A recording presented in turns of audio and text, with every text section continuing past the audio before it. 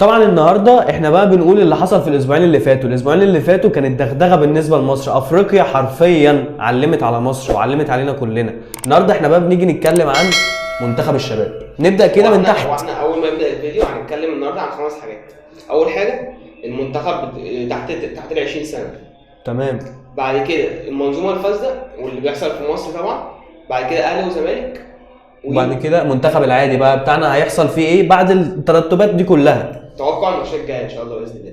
فانت لو عايز تخش على حته معينه ممكن تلاقيها في التنظيم بتاع الفيديو تحت. تمام. واعمل طبعا ايه لايك واشتراك، وفي صفحات كتير بينزل عليها حاجات تانية كتير. يلا بينا.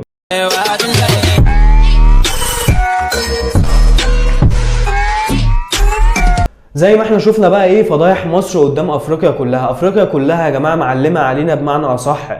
مصر تحت 20 سنه قمه في السوق، قمه في المستوى الضئيل جدا، مستوى زي الزفت. انت بتاخد الموضوع دوت على صدرك ليه؟ لان كانت التنظيم برضو في ارضك. يعني انت التنظيم في ارضك اتلبيت على دماغك 4، اتعادلت، خسرت، ما دخلتش جوان اصلا في البطوله، طالع من دوري المجموعات، واللي بياخد منك البطوله هو ايه؟ العدو التقليدي بتاعك اللي مخسرك كرة قدم شاطئات، اللي مخسرك كل حاجة في الدنيا، هو اللي اخد البطولة على ارضك. فكرة ان انت 20 سنة، فالمنتخب اللي هو الصغير بيبص للمنتخب الكبير، تمام، وبيشوف هو عمل ايه وبيحاول يبقى شبهه، تمام. يعني المنتخب الكبير مثلا احنا دلوقتي بننافسوا على افريقيا. حلو الكلام. فالصغير بيبقى كذلك، يعني برضه بينافسوا على افريقيا. ففكرة ان انت اللي منظم البطولة وان انت من الناس اصلا المرشحين تاخدها ويحصل فيك كده، فدي تبقى فضيحه يا جماعه. احنا قلدنا المنتخب الكبير خالص في كل الحاجات اللي هو عملها. دخل واخد على وشه ونظم البطوله. احنا برضو كصغيرين وكاقل من 20 سنه دخلنا ونظمنا البطوله واخدنا على وشنا برضو.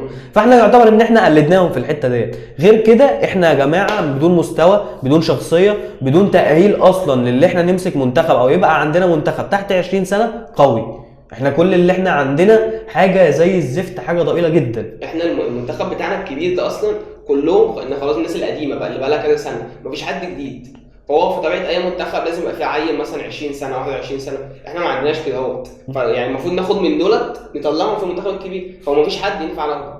يا جماعه احنا ليه مش بيبقى عندنا مثلا حاجات شبه بلينجهام، حاجات شبه فودن، حاجات شبه انفونسو ديفيز، حاجات شبه كافامينجا، حاجات كده صغيره بتحترف في الدوريات اللي بره. يا جماعه كافامينجا دوت فرنسي، هل بيلعب في الدوري الفرنسي؟ لا، بيلعب في الدوري الاسباني في احسن فريق في العالم.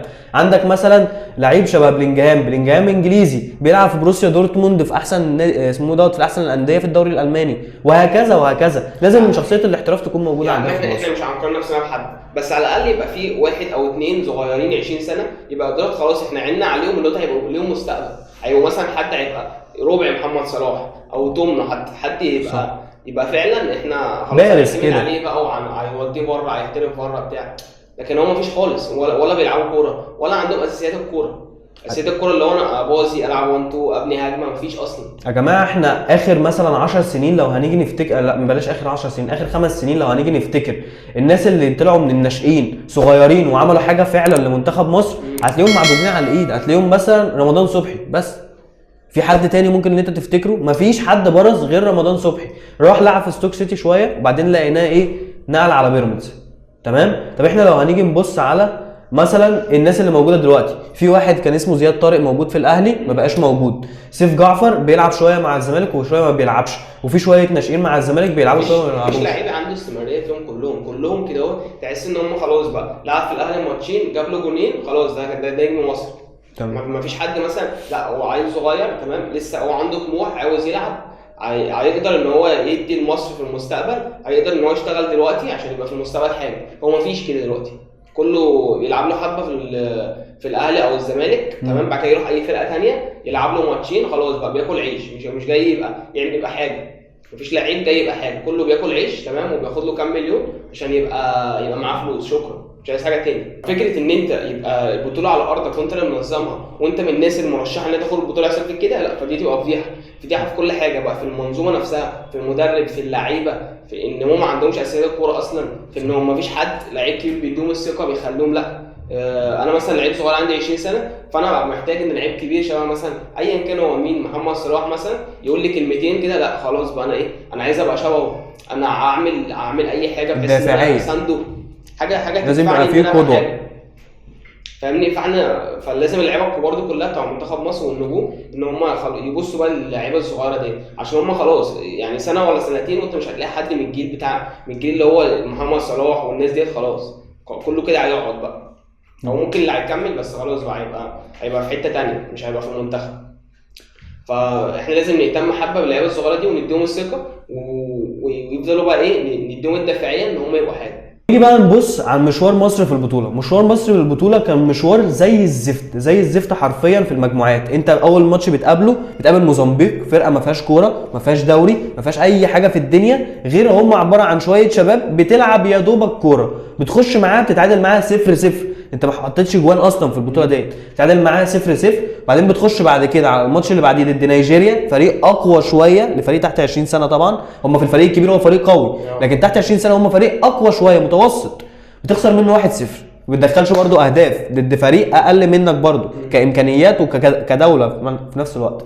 بنخش بقى على ماتش العقد كلها اللي خسرنا منه كرات شاطئيه، خسرنا منه لو في لعبه هوكي ما بين مصر والسنغال مصر هتخسر عشان نبقى عارفين يعني. خسرنا منه 4 على ارضنا، اللي قلنا الموجود المفروض يبقى موجود، وان المفروض ان انت الفرقه ديت تحاول تعوض اللي المنتخب الكبير عمله والمنتخب الكبير خسره. لقينا ان احنا بيخسر اكتر والدنيا عندنا بتبوظ اكتر، وبنلاقي برضو ان السنغال ديت معلمه علينا في كل الالعاب اللي في الدنيا اللي لعبناها ضدها خسرنا فيها. في بعبع دلوقتي دول اسمه بعبع السنغال لمصر. تحس ان خلاص بقى احنا اتعودنا ان خلاص بقى خسرنا على طول، ومفيش حاجه اسمها كده كوره. واحنا الناس اصلا يعني لينا تاريخ في افريقيا، احنا التاريخ اصلا. انت لو هتيجي تبص احنا التاريخ ولو ممكن نقلدها يعني. شوف هم عملوا واحنا نقلدهم. هم حاولوا ان هم يبنوا منظومه تمام، ممكن تبقاش احسن حاجه بس عمليه لعيبه اقل واحد فيها محترف في دوري انجليزي وفرنسي واسباني كلهم، واحنا شايفين اهوت ماني كان وبقى فاهمني. يعني المنتخب ونصار ودنيا ومندي في تشيلسي من كام سنه على السنغال دوت اجمد لعيب فيها بيلعب في الدوري المصري. ما كانش فيها حاجه اصلا، ما كانش اي حد. ففكره ان هي تبقى كده اهوت لا، فاحنا يا ريت نتعلم منها. وده بيدل على على فساد المنظومه. يعني المنظومه من اساسياتها فهي صفر. مفيش اصلا حد اللي هو يبقى مثلا ضميره صاحي عشان لا في لعيب كويس لا انا هبقى معاه عشان يبقى حاجه في المستقبل. لا، هتدفع هتبقى لعيب، هتدفع مع السلامه، خد بعضك وامشي احسن. فاهمني. فما ينفعش في حاجه اسمها لعيب كويس لا انا هشجعه عشان عشان اخليه حاجه للمستقبل. حتى لو هو بقى حاجه فهو هيفيدنا انا. ايوه صح. اسمع انا اللي جبته. يعني المدرب بتاع محمد صلاح لغايه دلوقتي هو مشهور في انجلترا ومشهور هنا ومشهور في مصر عشان هو طلع محمد صلاح. بيقول لك انا لقيت لعيب سريع وبيمرقص بخفيه، قلت ده لعيب كبير بس، فلعبته في المقاولين واداله السكه. هو دلوقتي محمد صلاح. والمدرب اللي هو اكتشفه دوت خلاص دلوقتي واحد مشهور والناس كلها عارفاه. ليه؟ عشان هو عمل اللي عليه، يعني شاف ضميره بيقول له اعمل كذا فهو عمل. بس هو مش مثلا شاف واحد بيدفع فقال له خلاص هتبقى. ومش احنا شايفين شويه قالوا الزمالك اي حد لعيب كبير لازم يبقى بيدفع، لازم يبقى واسطه عشان يلعب يعني شبه رضا عبد العال بالظبط. المنظومه كلها ماشيه بالوسائط. انا دلوقتي حوده صاحبي اهوت وانا رئيس نادي، حوده ابنه عايز يلعب كوره، تعالى العبك كوره واخليك نجم حتى لو هو مالوش فيها اصلا. لا مش مهم الحاجات دي، شكليات. اهم حاجه ان انت ترضى الجانب اللي انت انا واحد صاحبك وعايز برضو اراضيك بس كده. هخليك تاكل عيش تمام وانا بس المهم حوده ما يزعلش مني بس كده. هخليه ابنه نجم وهخليه ياخد في السنه كام مليون تمام، وهو اصلا ما عندوش اساسيات الكوره. فدي اصلا مصيبه. دي انت مش بتضر نفسك، انت بتضره هو كلاعب وبتضر منظومه كامله. بتخلي في ماتش مثلا قاعد بتفرج عليه هشتمه واقول ده لعيب ابنه صح. ليه؟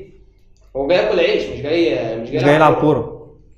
فاما يبقى كده اهوت يبقى الفرقه كلها كده اهوت. نادرا لما تشوف لعيب كويس بس مش جامد، لا كويس بس اللي هو هتاخده المنتخب. طب دوت للجانب التدريبي مثلا وجانب الوسائط والجانب ده. هل احنا برضو في جوانب تانية احنا ضعاف فيها؟ يعني زي مثلا الاعلام. انت ما عندكش، انا ما بشوفش غير ان موجود ابراهيم فايق وعلى اليوتيوب بس واحد بيتكلم بضمير برضو. لكن ما فيش حد يظهر اللعيبه ديت لبره، اللي خارج بره. ما فيش حد مثلا، ما فيش كشافين، ما فيش ملاعب. الملاعب برضو مش قويه في مصر. هم الاعلاميين ده اخرهم لعيب مثلا في الاهلي والزمالك جاب جول فخلاص ده لعيب وده نجم مصر وده الساحر ومش عارف ايه وبتاع والكلام ده، ويفضل يعلي فيه تمام. انت تروح تتفرج على ماتش لا ايه ده ده أقل من عادي العادي.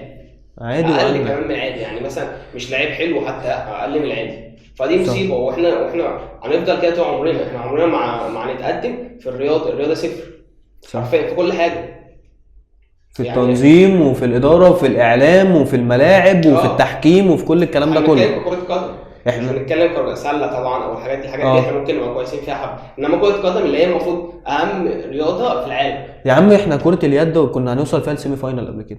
انت عارف يعني ايه سيمي فاينال؟ ووصلنا للفاينال قبل كاس كده. عالم. كاس عالم اهو. احنا كل سنه او كل يعني الفتره اللي هي بتاعت اليد ديت بنطلع كاس عالم.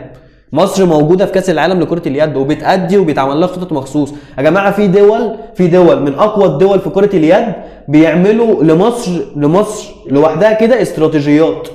يقول لك انا هلعب البطوله كلها باستراتيجيه ومصر هلعبها باستراتيجيه تانية.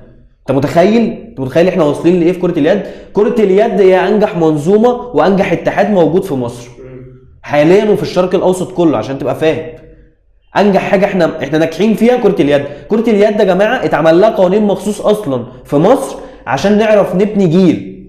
زي مثلا احنا كان عندنا نقص في الوينج الشمال، ما عندناش حد بيشوط بايده الشمال. عملنا ايه؟ اي حد يشوط بايده الشمال ويجيب جون يتحسب له الجونين. القانون ده في مصر بس. هل ده تخلف؟ لا خالص. انت بتشجع الناس اللي هم يطلعوا لعيبه بيشوطوا بايديهم الشمال، لان منتخب مصر عنده نقص في الحته دي. طلعنا مين؟ احمد الاحمر، طلعنا اسمه دوت ياسين، طلعنا كذا حد. حتى في كليه التربيه الرياضيه عندنا في ناس كتير بتهتم بالناس ديت. طبعا هو كلهم تقريبا محترفين. وكان في واحد ما اعرفش كان بيلعب في برشلونه تقريبا. ايوه علي زين بيلعب في برشلونه. فيا جماعه احنا تحت قوي، احنا في كره القدم احنا تحت قوي.